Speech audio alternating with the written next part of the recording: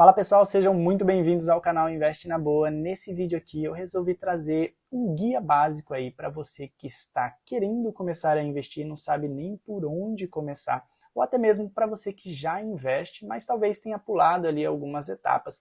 Então eu criei ali um passo a passo para que você possa começar a investir. Eu sugiro que você siga então esses passo a passos e eu tenho certeza que você vai ser muito bem sucedido nos seus investimentos. Então fica comigo até o final desse vídeo. O primeiro passo então que você precisa ali para começar a investir é organizar as suas finanças. E o que significa isso? Você precisa detalhar ali tudo certinho o que você ganha e também o que você gasta. Tem muita gente que não faz nem ideia, nem do quanto ganha e nem do quanto gasta. E fazendo isso, você vai ter ali então uma noção básica do para onde está indo o meu dinheiro, né? Todo mundo reclama aí que não acaba sobrando nada e não sei o que, às vezes você nem sabe para onde está indo o seu dinheiro. Fazendo então esse detalhamento de tudo que você ganha e também do que você gasta, você tem um panorama ali da sua situação financeira, tá? Você pode fazer isso em planilhas de Excel, você pode fazer no seu caderno. Eu geralmente uso um quadro, sabe aqueles quadros mesmo com giz? Então eu tenho um quadrinho daquele e eu coloco ali mês a mês tudo que eu preciso pagar daqui para frente. Então eu tenho detalhado ali, planejado já quanto que são os meus gastos e também os meus ganhos. O segundo passo, então, é que você quite as suas dívidas, tá? Não faz o menor sentido você pensar em investir se você ainda tem dívidas a pagar. Só investe aquelas pessoas que não têm dívida. E o porquê disso? Porque os juros de um financiamento ou de um empréstimo, eles sempre serão maiores do que os juros que você eventualmente pode ganhar em qualquer tipo de investimento. Então, jamais invista se você tiver uma dívida para quitar. Quite as dívidas, depois pense em investir. O terceiro passo, e um dos mais importantes, é que você precisa definir os seus objetivos, as suas metas.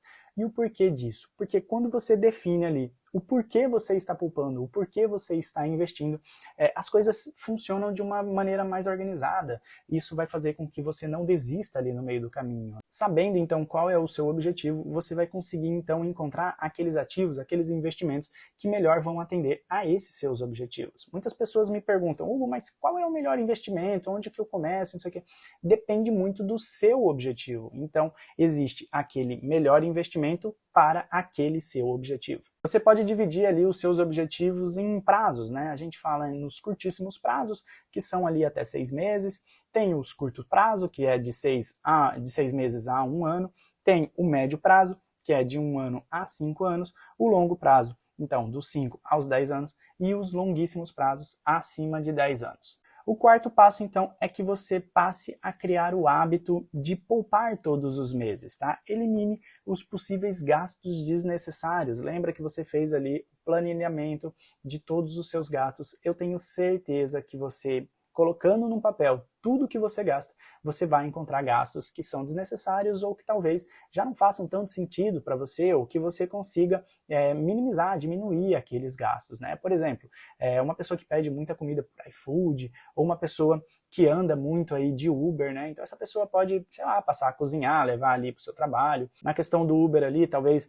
ela peça um pouco menos do Uber, ou peça um caminho um pouco mais curto e ande outro pedaço, né?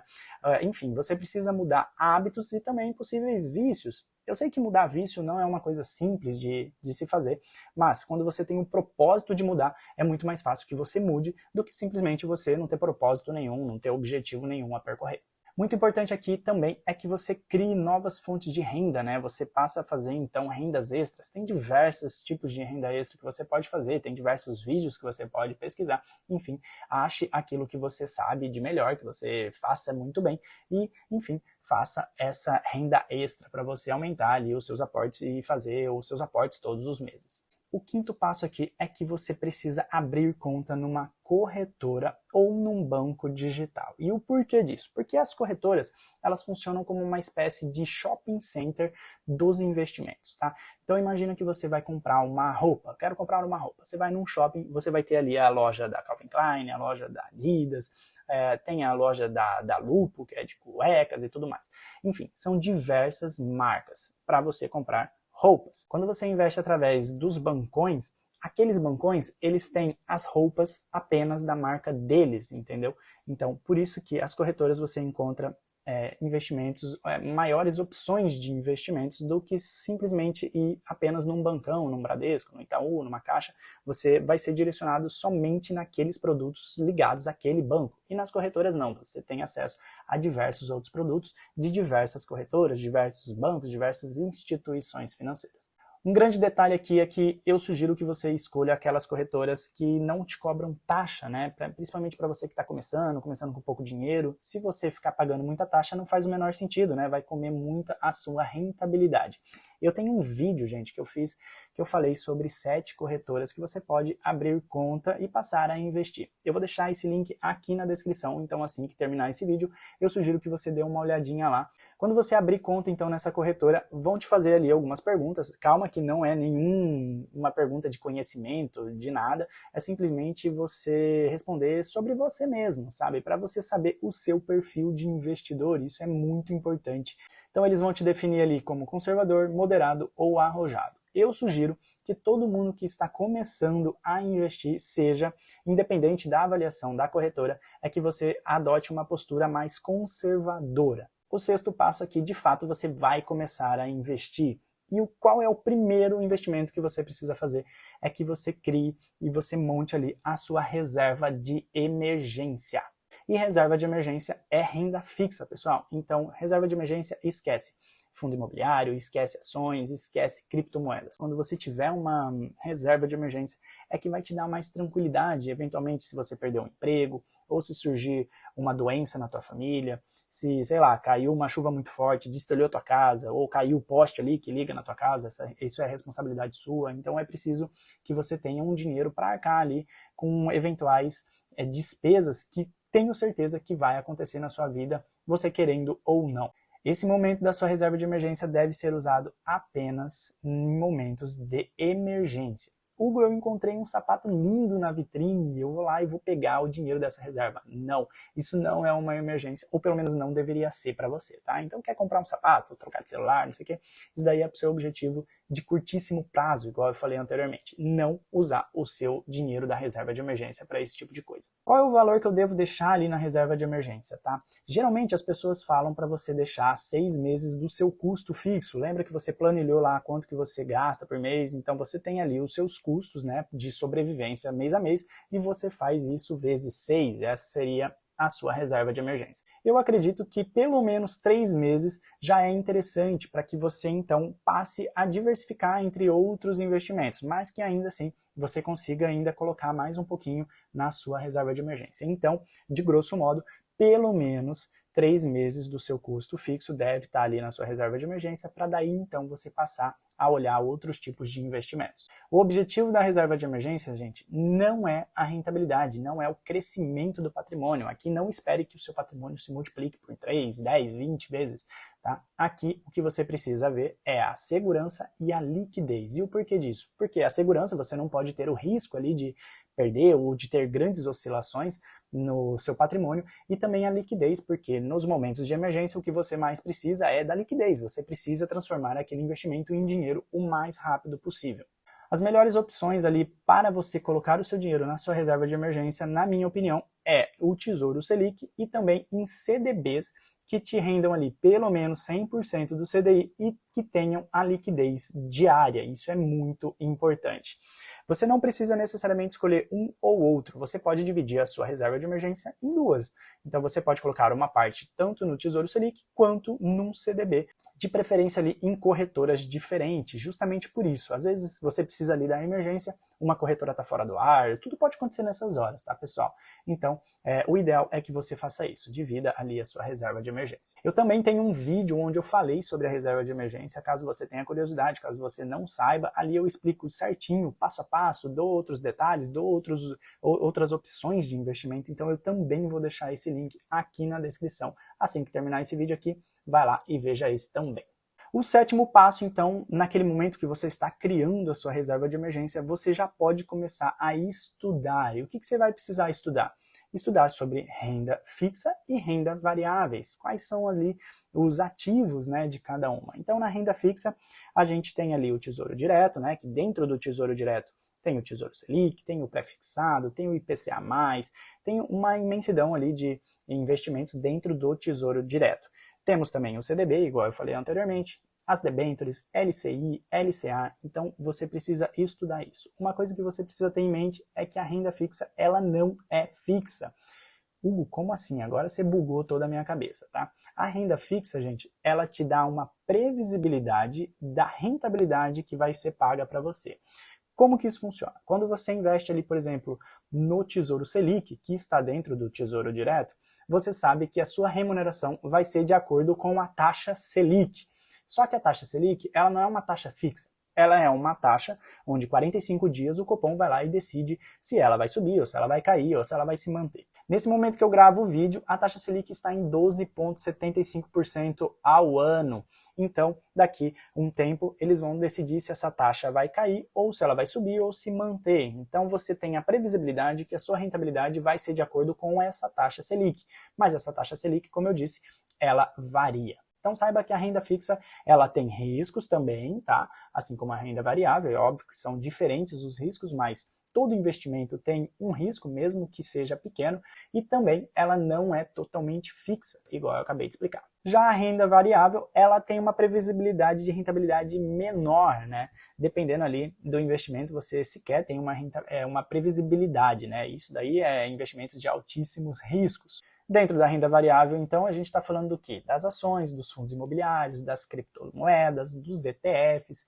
Todos esses assuntos aqui, pessoal, eu tenho um vídeo aqui no meu canal falando, tá? Então eu sugiro que vocês façam aqui um Netflix do Investe na Boa, dá uma olhadinha ali, tem diversos vídeos falando sobre isso daí, tá certo? Também tem as playlists, eu criei uma playlist, eu vou deixar aqui fixada no primeiro comentário. Então eu sugiro que você faça aí um estudo mais aprofundado desses assuntos, combinado? O oitavo passo, e muito importante, é que você siga ali os investimentos de acordo com o seu perfil, igual a gente já falou anteriormente, que a corretora vai definir. Todo investidor iniciante deve ser conservador. Eu sugiro que vocês comecem ali pela renda fixa, como no caso da montagem ali da sua reserva de emergência, você vai ter esse tempo para que você passe a estudar.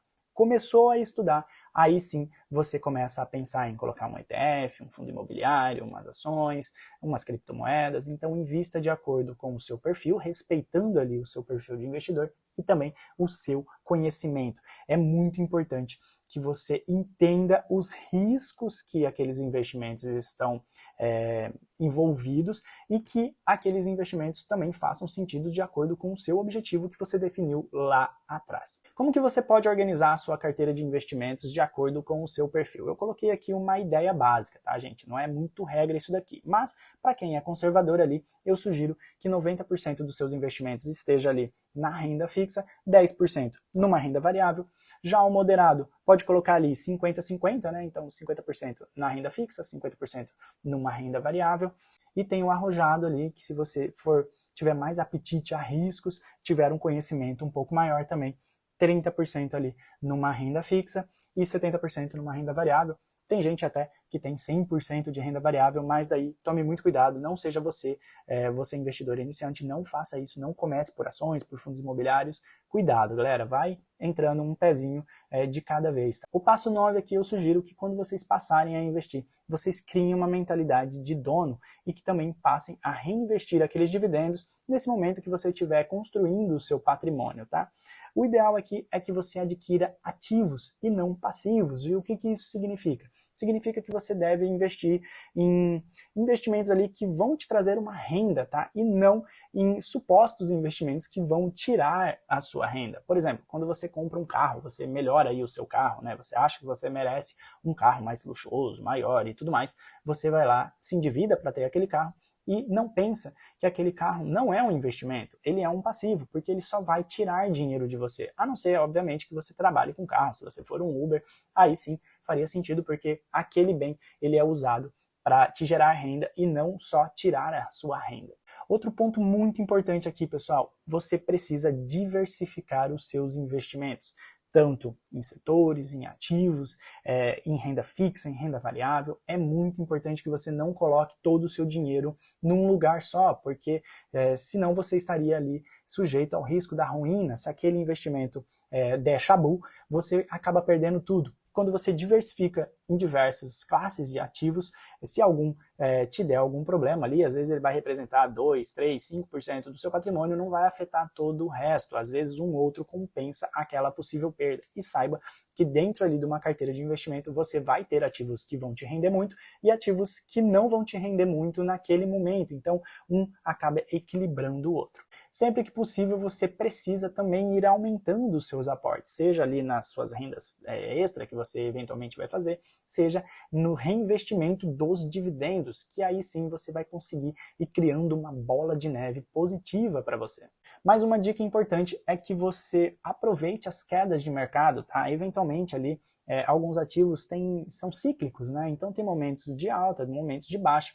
E assim, saiba, gente, que você, no caso das ações, por exemplo, você jamais vai comprar boas ações a bons preços quando tudo estiver bem, quando estiver aparecendo lá no Jornal Nacional, o William Bonner vai falar, olha, não sei o que, a bolsa está subindo. Quando a bolsa estiver muito alta, estiver aparecendo nas capas de revistas, ou o frentista do teu posto começar a falar, o Uber e tudo mais, quando chegar na grande massa, tenho certeza que aquele ativo talvez já tenha passado a hora de compra e muita gente já está saindo ao invés de comprar. Então, aproveite esses momentos de baixa de mercado, desde que, obviamente, você conheça aquilo que você está fazendo, entenda os riscos, né? Então, você aproveite e nade um pouquinho contra a maré, né? E o último passo aqui, gente, é muito importante. Não seja uma pessoa gananciosa, não tenha pressa. Aqui você precisa ter paciência. Investimento é significado de paciência. Um dos principais motivos ali para que as pessoas caiam em golpes, sem dúvida, ela começa nem que seja um pouquinho pela ganância. Muito cuidado, pessoal, com investimentos mirabolantes e que te garantam a rentabilidade muito alta, né? E o que é uma rentabilidade muito alta, gente? Acima de 1%, entenda uma coisa. Ou esse investimento ele tem um risco alto, muito alto, ou possivelmente pode ser um golpe. Então, o investimento que falou que garante uma rentabilidade acima de 1,5%, 2% ao mês, desconfie que pode ser golpe. Outra coisa que vocês precisam ter em mente aqui é a fórmula dos juros compostos. Eu não vou fazer conta aqui para vocês, tá? E aqui vocês precisam entender o seguinte, a fórmula é M igual a C vezes 1 mais I elevado a T. Isso significa que o montante é igual ao capital vezes a taxa de juros mais 1 elevado a tempo. Então, nessa forma, o que vai potencializar os juros compostos, o que vai potencializar os seus investimentos é o tempo. Por isso que você precisa ter muita paciência na hora de investir. Pessoal, caso tenha ficado algum tipo de dúvida aqui depois desse passo a passo que eu passei para vocês, eu sugiro que vocês usem aqui os comentários para expor a sua dúvida. Quem sabe a sua dúvida vira aí motivo, um assunto para o meu próximo vídeo. Aproveito para pedir para que vocês curtam esse vídeo e também compartilhem aí com sua família, com seus amigos que tenham interesse em começar a investir. Sugiro que vocês também se inscrevam no meu canal, eu estou quase atingindo 7.000 inscritos, está bem bacana, eu estou gostando bastante do resultado. Eu espero que vocês tenham gostado desse vídeo. Se ficou alguma dúvida, novamente, deixa nos comentários e a gente se vê no próximo. Tchau!